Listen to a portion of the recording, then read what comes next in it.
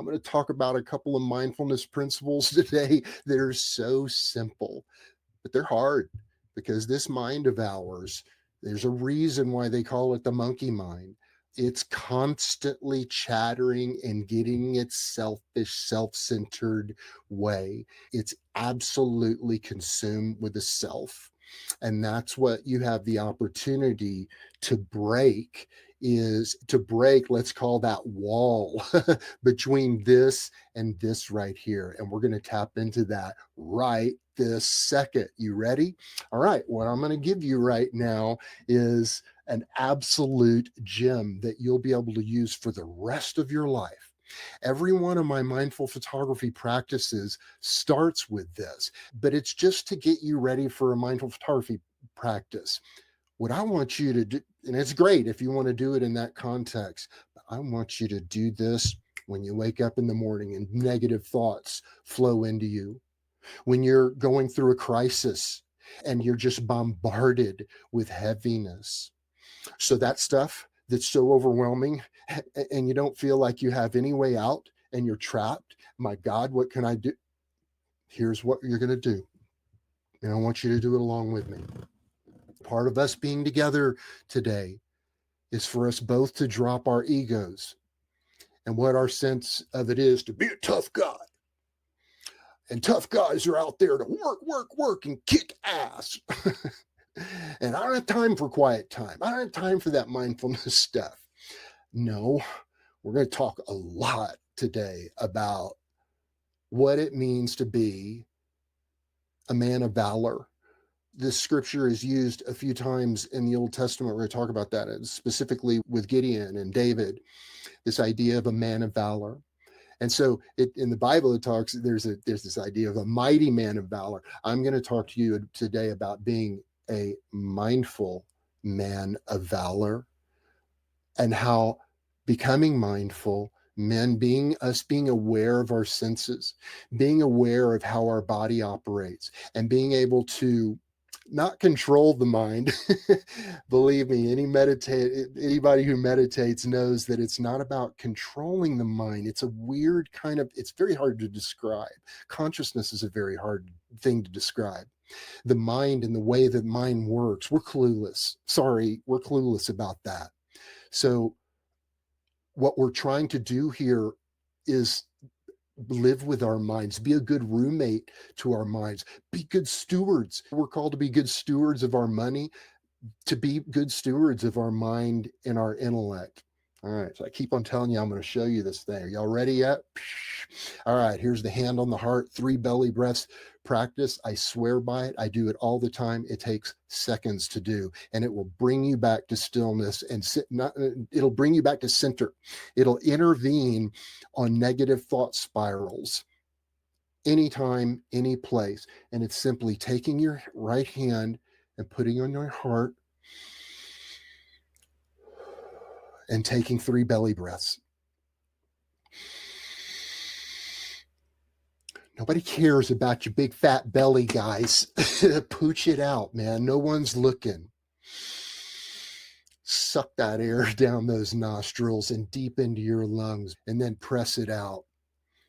The more detailed you can be about being present with that holy, sacred breath, the more you can start getting into even more awareness of the breath. Through the nose, out through the mouth, over and over again. It's that simple. You want to know the simplest meditation that I know of?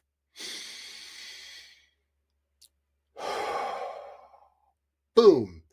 Do that, and you are now officially, I'm christening you. You are now a meditator right now. One conscious breath. That's a meditation. That can be your meditation.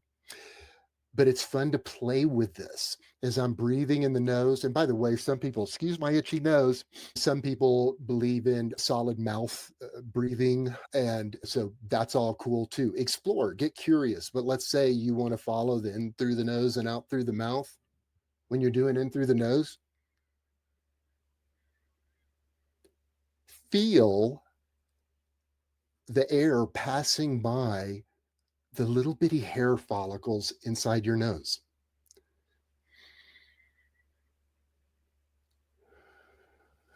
Feel that. What? Yeah, that air is passing by those hundreds or whatever thousands of little hairs inside your nose.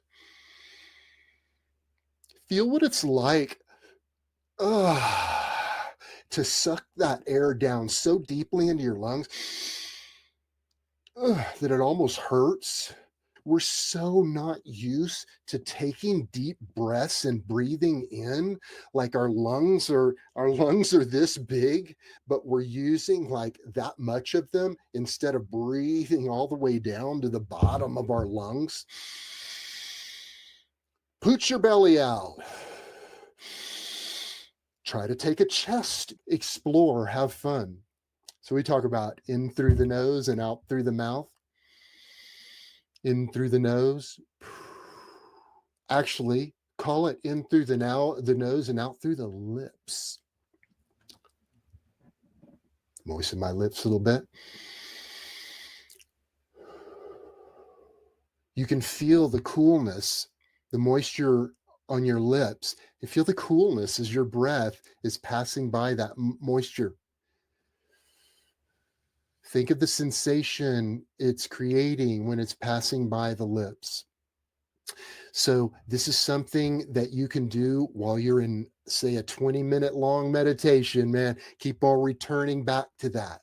But you can also do it when you're out in the wild, when you're out taking a walk or a hike with your dog and you're out in complete paradise, beauty all around you. There should be nothing wrong, but yet your mind is just spiraling and running you into the ditch. Take control.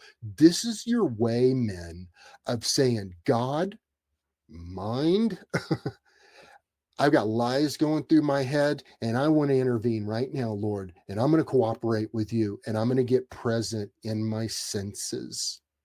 So we're learning as you go, you do it once and you do it twice and 1,000 and 10,000 times. You learn a little more and a little more what the difference is between in the thinking mind, the intellectual mind, the reasoning mind, and then the still mind and the present mind.